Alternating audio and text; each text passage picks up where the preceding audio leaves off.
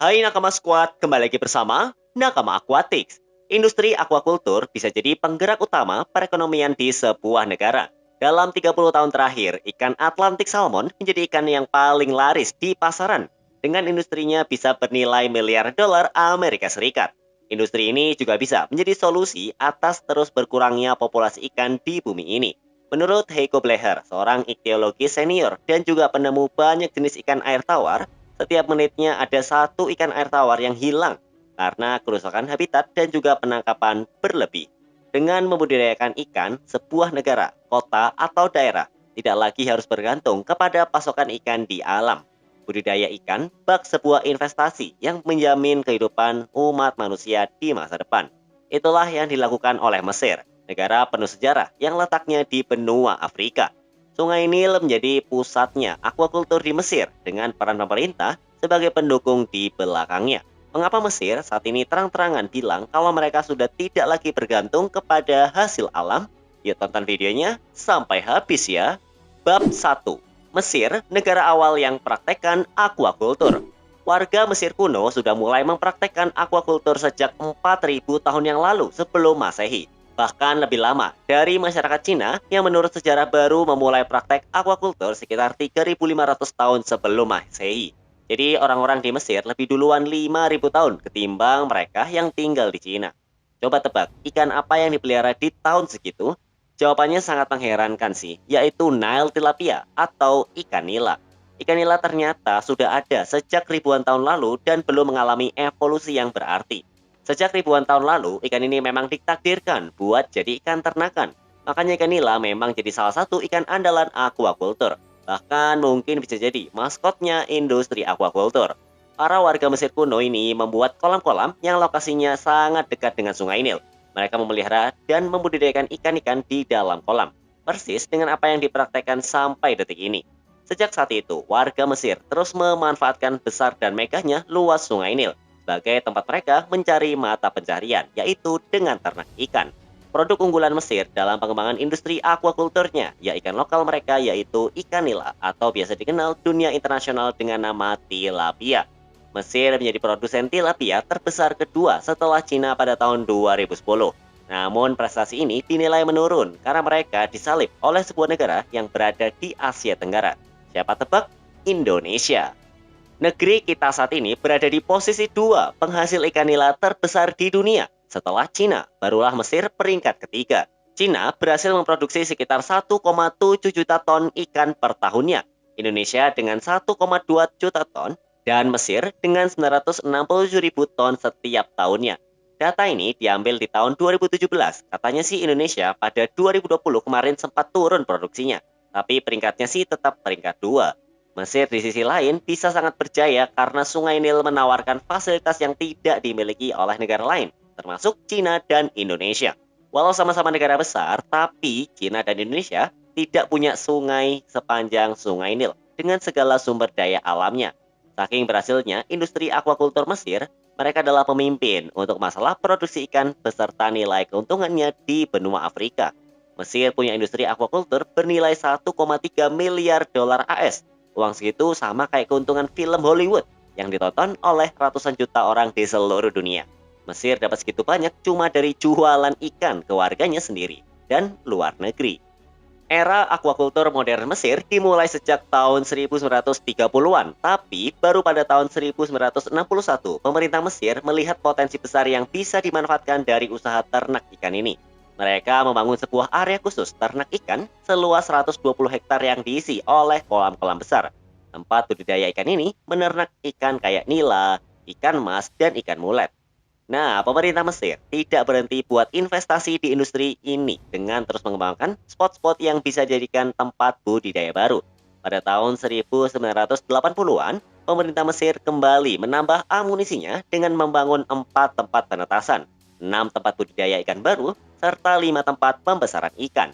Investasi ini memberikan hasil yang sangat memuaskan karena produksi ikan Mesir naik drastis dari 17.000 ton ke 45.000 ton. Investasi ini sangat berhasil karena Mesir saat ini berhasil menghasilkan 900.000 ton lebih. Itu cuma ikan nilanya saja ya. Sejak tahun 1986, produksi ikan asal Mesir terus naik grafiknya. sampai sekitar tahun 2006. Sekarang, Mesir mengalami naik turun hasil produksi. Namun itu adalah sebuah kewajaran karena budidaya hewan hidup emang tidak selalu mulus jalannya. Namun angka turunnya tidak drastis, sehingga industri ini masih menjadi industri berskala raksasa di Mesir. Keberhasilan utama industri aquaculture Mesir membawa angin segar untuk konservasi, karena penangkapan berlebih di Sungai Nil bisa berkurang. Mengapa begitu? Karena Mesir saat ini hanya mengandalkan ikan budidaya saja untuk keperluan pasar. Bab 2. Mesir tidak perlu tangkap ikan alam demi penuhi kebutuhan. Dinas Perikanan Mesir punya misi besar yang sudah mereka jalankan sejak 2021 lalu. Misi ini mau membawa negeri piramida ini makin mandiri akan hasil perikanannya. Artinya mereka semakin menjauh dari memanfaatkan hasil alam dan lebih fokus dalam budidaya saja. Nggak main-main, Mesir mau melepas 47 juta benih ikan ke Sungai Nil. Jumlah ini lebih banyak dan pastinya melebihi jumlah penduduk Jawa Timur. Ikan sebanyak ini diharapkan akan berbuah baik buat produksi perikanan Mesir di kemudian hari. Ada 3 ikan yang jadi bahan dari proyek besar ini. Ikan nila, ikan silver carp, dan grass carp. Ketiga ikan ini memang jadi ikan-ikan yang paling mudah dibudidayakan di seluruh dunia. Ibaratnya, Mesir memang mau jualan produk yang cepat laku di pasaran dan tidak butuh waktu lama buat disiapkan.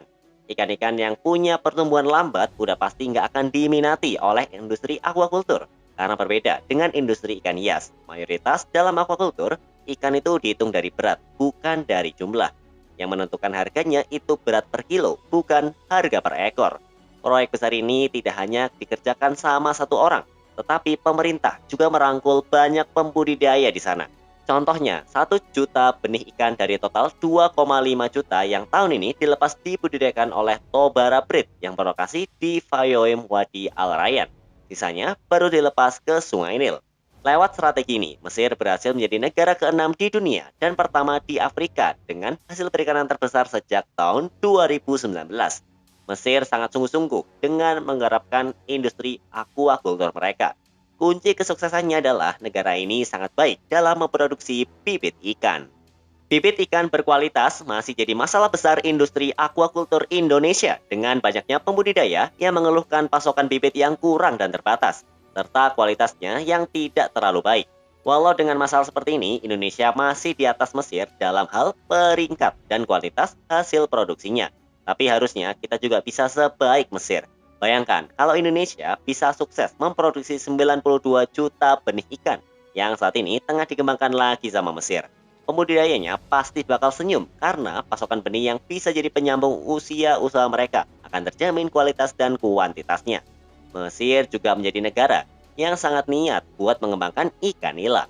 Ikan nila gift atau genetic improvement of Park tilapia jadi salah satu jenis ikan nila yang sangat banyak dipakai sebagai ikan ternakan di hampir seluruh negara penghasil nila.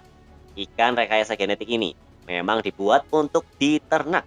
Mereka sangat mudah buat dibudidayakan. Pertumbuhannya cepat dan kuat dalam menahan serangan penyakit.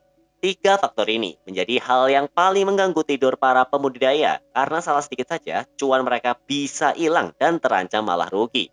Mesir menjadi salah satu negara yang bersumbangsi buat ngembangin ikan nila gift karena ikan nila asal Mesir jadi salah satu yang dipakai untuk mengembangkan ikan nila hasil rekayasa genetik ini. Hingga akhirnya sekarang menjadi salah satu negara andalan industri aquaculture. Mesir memang sangat berambisi dalam mengembangkan industri aquaculture-nya, sampai mereka tidak ragu buat mengintroduksi ikan-ikan ternak ini ke alam liar, di mana para nelayan bisa menangkapnya. Namun, langkah ini juga menuai kritik karena di balik besarnya cuan yang dihasilkan, ada ekosistem yang dipertaruhkan. Bab 3. Efek buruk dari introduksi ikan budidaya ke alam liar. Negara yang masih satu benua sama Mesir, Nigeria, ketar-ketir karena menurut kabar akan ada ikan nila gift yang diintroduksi ke alam liar Nigeria. Di sisi lain, tujuan introduksi ini adalah memperbaiki hasil alam. Karena ikan nila gift memang dikenal bisa cepat gede. Jadi nelayan bisa dengan stabil menangkap ikan yang bagus posturnya dalam waktu kurun yang tidak lama. Ditambah banyak negara-negara asal Afrika yang masih punya banyak masalah dalam memenuhi standar gizi para warganya. Ikan nila ini dipercaya bisa jadi opsi yang membuat Nigeria punya beban agak ringan dalam memperbaiki gizi warganya. Namun opsi ini menuai kecaman karena ikan-ikan rekayasa genetik ini bisa menghancurkan genetik ikan-ikan nila alam yang memang sudah lama hidup di sana. Hadirnya ikan-ikan rekayasa genetik dipercaya bisa bikin genetik ikan-ikan yang lahir di masa depan bisa amburadul. Mesir melakukan praktek introduksi ini tanpa ada yang rewel. Pemerintah selalu mengintroduksi banyak banget ikan, bahkan sampai puluhan juta ke Sungai Nil, dengan tujuan untuk memperbaiki produksi perikanan negaranya. Namun Sungai Nil juga punya masalah besar yang kayaknya tidak terlalu dipikirkan sama pemerintah Mesir, yaitu masalah ikan introduksi dan pencemaran air. Walau dikenal luas sebagai jantungnya benua Afrika, Sungai Nil punya banyak masalah yang sampai saat ini sulit diselesaikan. Dengan dilepasnya jutaan ikan ke sistem sungai ini, pasti dampaknya akan dirasakan oleh ikan-ikan di sana. Masalah introduksi ini udah menyerang Danau Victoria, yang notabene-nya adalah sumber air buat Sungai Nil. Di sana ada ikan Nile perch yang awalnya diintroduksi karena hasil perikanan danau tersebut lagi lesu pada tahun 1950-an. Tapi masalah justru berkembang jadi buruk karena Nile perch merupakan predator ulung yang memusnahkan populasi ikan siklet yang banyak terdapat di danau tersebut. Akhirnya, populasi ikan yang paling banyak ditemukan di sana adalah Nile perch dan Nile tilapia. Yang keduanya adalah ikan introduksi. Sementara ikan-ikan endemik di sana perlahan-lahan hilang. Lucunya, walau dicap sebagai perusak ekosistem, namun Nile perch berhasil menyukseskan motivasi awal mengapa mereka diintroduksi ke sana, yaitu buat memperbaiki hasil perikanan Danau Victoria. Ikan ini akhirnya menjadi ikan yang paling laris di pasaran dan sampai diekspor ke luar negeri. Jadi dalam kasus ini, ikan introduksi memang punya dampak buruk bagi ekosistem, tapi memberi dampak positif kepada perekonomian. Nampaknya, Mesir lebih mengenjot ekonomi daripada mengutamakan konservasi jika mereka tetap mengintroduksi jutaan ikan budidaya ke sistem sungai. Bab 4. Kesimpulan. Kemenangan besar Mesir yang sudah tidak lagi mengandalkan hasil alam dan lebih banyak memanfaatkan ikan budidaya menjadi cerminan positif buat negara-negara lain yang kian dari hasil alamnya kian menipis.